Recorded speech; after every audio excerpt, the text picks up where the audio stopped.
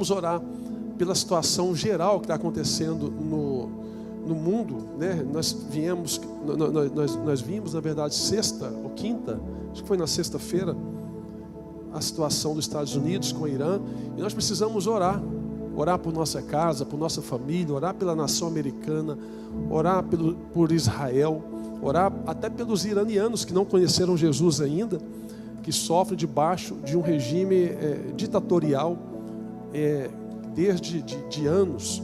Então, a gente tem noção, o último ataque dos Estados Unidos sobre o Irã o último ataque sobre o Irã, na verdade, foi em 1979. De lá para cá, ninguém teve a ousadia de colocar as caras sobre isso. Por outro lado, tem um cunho profético naquilo ali sobre Israel, né? E dessa feita agora houve esse ataque do exército americano ali sobre as 3 bases nucleares no Irã, e nós não sabemos quais vão ser as consequências, né, que vai vir ainda sobre Israel, sobre a nação americana. Até a gente comentava de sexta para cá sobre esse assunto. A gente tem que orar muito, porque a gente sabe que está nos finais dos tempos. Sabemos que Jesus está voltando, a trombeta a qualquer hora vai soar. Por mais que tudo isso venha acontecendo, e a pergunta o medo não é pela Terceira Guerra Mundial, mas eu acredito que está longe da Terceira Guerra Mundial. É um outro pensamento dentro de um pensamento histórico, porque rapidinho a Rússia não vai querer entrar com o Irã agora, porque não está dando conta nem da guerra com a Ucrânia. A China não vai querer entrar agora com o Irã, até porque todo assunto diplomático da China com o Irã dentro dessa guerra, estão tentando apaziguar a guerra. Mas aonde pode acontecer uma situação catastrófica para a economia dos Estados Unidos e para o mundo? É no Irã que tem o estreito, me falou o nome dele agora, onde 30% do petróleo mundial passa por esse estreito. Se o Irã der a doida de fechar aquele estreito, aí a economia do planeta pode começar em colapso, porque mercadorias, alimentação, petróleo, 30% do mundo passa por ali. E o que nós temos que fazer? Orar para que isso não aconteça. E qual que é a grande briga em cima disso tudo? Para que o Irã não tenha uma arma atômica, uma bomba atômica nuclear. E às vezes a gente pergunta, por que não pode? Se os Estados Unidos têm, a Rússia tem, Coreia do Norte tem, o Irã não tem. Nós sabemos, são 9 países no mundo que tem o armamento nuclear, são 9. E por que o Irã não pode ter? Se um tem, o outro não tem. Porque se você olhar a questão da cultura, do regime, da ideologia do Irã, ela é tão perversa e tão dura e tão drástica ao mesmo tempo, que pela ideia, eu estou falando isso aqui, não é o que eu penso não, isso aqui você pode relatar depois. Se você olhar o que vem pelas mãos e pela cabeça do líder supremo do Irã hoje, Ali Khamenei, a ideia deles é que se for ter uma bomba atômica no Irã, primeiro, eles descumprem o direito internacional. Segundo, eles abrem a porta para qualquer outro país ter uma bomba atômica. E você imagina os países com ideologia religiosa e radicalismo islâmico, com bomba atômica na mão. Meu irmão, daqui a pouco eles explodem tudo, mata todo mundo. Dentro da ideia do Irã, que eles resistem para não ter a bomba atômica, porque o Irã ela não é uma democracia. O Irã é uma teocracia. Então, é um dos países mais repressores do mundo. A ideia do Irã é que são fundamentados dentro de uma ideologia radical extremista. E uma das ideias que dentro do radicalismo do Irã eles colocam é que Israel não pode existir e os Estados Unidos também não pode existir. Então imagina esse pensamento e uma bomba atômica na mão de quem tem esse pensamento. Daqui a pouco você está na praia, nós estamos andando por aí, morre todo mundo, explode tudo.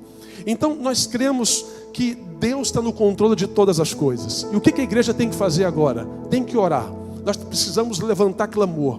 Vai alterar alguma coisa do percurso para o arrebatamento da igreja? Nada, não vai alterar nada. Jesus não volta agora não, Jesus muda a rota de Gog e Magog. Se você olhar sobre Gog e Magog na Bíblia, você vai ver que são países que hoje são considerados como China, Coreia do Norte, Irã, o próprio Irã, são países que confrontam a própria nação de Israel. Mas a pergunta não é o seguinte: não é ter medo da terceira guerra, é saber se você crê na sua salvação. A pergunta não sei se a bomba atômica vai explodir, temos medo, mas como que está a sua vida com Deus? Como que está a sua vida com Deus? Você já aceitou Jesus? Você já reconheceu Jesus como Senhor e Salvador? Você já falou com a sua boca que nós cremos no Senhor, em Jesus Cristo como o meu único, suficiente Salvador? Ou você é mais um religioso? É alguém que bate ponto no domingo pela manhã, no domingo à noite na igreja? Como que está a sua vida com Deus? Então, o medo da terceira guerra não é pelo caos que vai causar no mundo, no planeta, mas é saber, e se Jesus voltar no meio disso tudo, você sobe ou você fica? Crente não tem que preparar para o arrebatamento. O crente tem que andar preparado para o arrebatamento. Preparar é futuro, preparado é presente. Nós precisamos estar vivendo hoje como se Cristo voltasse amanhã. Você precisa ter uma vida com Deus hoje, uma vida em santificação, para tentar chegar a um nível de santidade que não vai chegar aqui na terra, só vai chegar no céu. Mas enquanto estiver aqui, você lutar pela sua salvação, você crer. E uma das formas é num culto como esse. Você pode decidir sua vida em Cristo. Você pode falar: Jesus, eu aceito o Senhor como meu único e suficiente Salvador. Eu aceito o céu dentro de mim. Eu quero viver uma vida com Deus. Porque eu vou falar uma coisa para nós, irmãos. Não se assuste. Mateus capítulo 24, a Bíblia fala que isso é apenas o início, é um princípio. Se isso for o princípio, imagina o que vai vir ainda. O apóstolo Paulo fala aos Tessalonicenses sobre os finais dos tempos. E ele fala que nos finais dos tempos teríamos homens presunçosos, avarentes, amantes de si mesmo, irreconciliadores, sem amor para com o próximo. É o cenário ideal que nós estamos vivendo hoje. Está acontecendo tudo isso. Se você olha pela uma ótica circunstancial do que está acontecendo à nossa volta hoje, existe um fenômeno chamado de descompatização dos icebergs, que vem mais da Antártida. E esse fenômeno acontece que a cada ano 2 a 3% das geleiras estão derretendo e o nível de água está subindo dos oceanos. E pode a qualquer momento acontecer uma catástrofe de cidades que fazem costa ser submergidas pelas águas. Se você olha por um lado, o G8, o G20, os Gs da vida, eles lutam pela preservação ambiental. São reuniões que não geram nada. São reuniões que os homens não resolvem. Briga pela camada de ozônio, pelo buraco na camada de ozônio, mas não consegue segurar a mão de quem aperta o botão de uma guerra.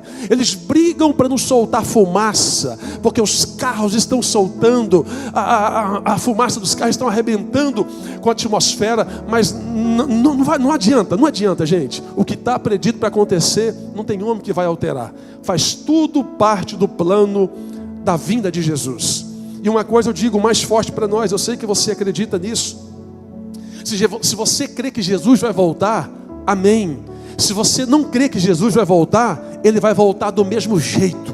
Então, a questão é: prepare-se para encontrar com Jesus nos ares. Você pode dizer amém? Feche os teus olhos, sentado como você está.